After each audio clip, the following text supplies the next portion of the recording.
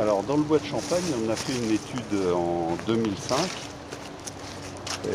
qui nous a permis donc de faire une analyse du milieu naturel, des espèces protégées et puis aussi un inventaire des peuplements. On a complètement décrit les peuplements et ce qui nous a permis de présenter au conseil municipal des objectifs possibles dans la forêt.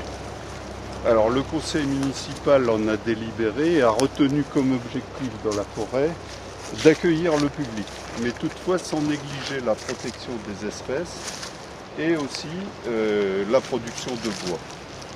Voilà, ici on est dans la parcelle numéro 2 et le choix qui a été fait c'est d'avoir une gestion irrégulière, ce qui consiste à avoir des arbres de très gros diamètre, comme ce chêne qu'on va apercevoir là maintenant, et aussi des arbres de tous les âges. On aura des châtaigniers qui sont beaucoup plus petits, des chênes aussi de plus petit diamètre, jusqu'à avoir dans les trouées de lumière l'apparition de jeunes semis, comme ces érables que vous avez devant vous. On voit qu'en fait cette forêt où on a apporté de la lumière au sol, et bien qu'on porte tous les âges, y compris des très jeunes arbres qui vont assurer le renouvellement de la forêt progressivement. Une exploitation forestière, ça se fait, en général ça dure sur assez longtemps, ça peut s'étaler dans le temps. Et quand la météo n'est pas favorable, ça donne souvent des ornières, des dégâts sur les chemins et la voirie. Donc il y a toujours une remise en état qui est prévue à la fin de la coupe. Et notre idée ici à Saint-Fargeau, c'est justement de créer une desserte forestière qui pourra servir aussi bien pour accueillir le public que pour justement le cheminement et la vidange des bois. Donc on va empirer une partie de cette sommière et comme ça créer un petit peu un réseau de desserte qui soit carrossable et qui soit durable dans le temps. Là, nous sommes arrêtés à côté de ce qu'était le chêne paumier. C'était le plus gros chêne de la forêt qui, malheureusement, en décembre 1999, a été renversé par la tempête. C'était un arbre qui avait une centaine d'années et qui était déjà très très gros. Alors, je voulais vous rappeler, parce que chacun sait qu'un arbre s'accroît chaque année, et je voulais vous rappeler que l'arbre s'accroît d'un cerne sur le rayon chaque année. Ce qui fait que la couche de bois la plus jeune se trouve en périphérie et la couche de bois la plus ancienne est au centre de l'arbre.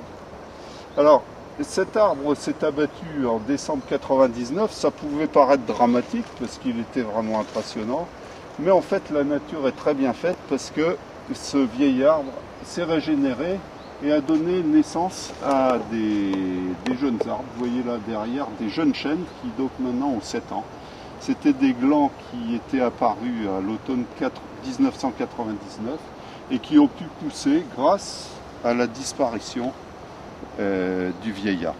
Donc les jeunes ont poussé grâce à la disparition du vieil arbre.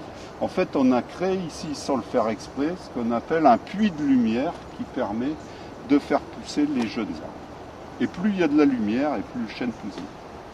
Concernant l'aménagement touristique de la forêt de Saint-Fargeau, on a prévu de créer une boucle de sentiers ici qui serpente dans la forêt et qui s'arrête à des points stratégiques où il y a un bel arbre ou une mare forestière, un puits de lumière, enfin des zones qui sont intéressantes au niveau paysage.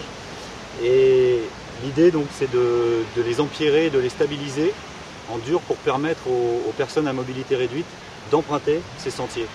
Donc ils pourront arriver avec des petites camionnettes, se garer là et puis emprunter ces sentiers et rouler tranquillement. Donc c'est des chemins qui seront très lisses, stabilisés et qui permettront à tout le monde, y compris aux gens à mobilité réduite, de circuler sur ces chemins.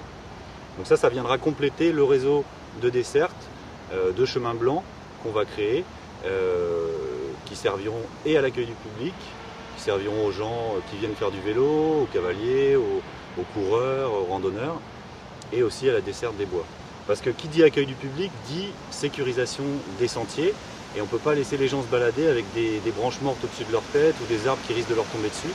Donc effectivement il faudra prévoir quelques éclaircies sanitaires ou sélectives dans le temps pour sécuriser aussi les abords des sentiers.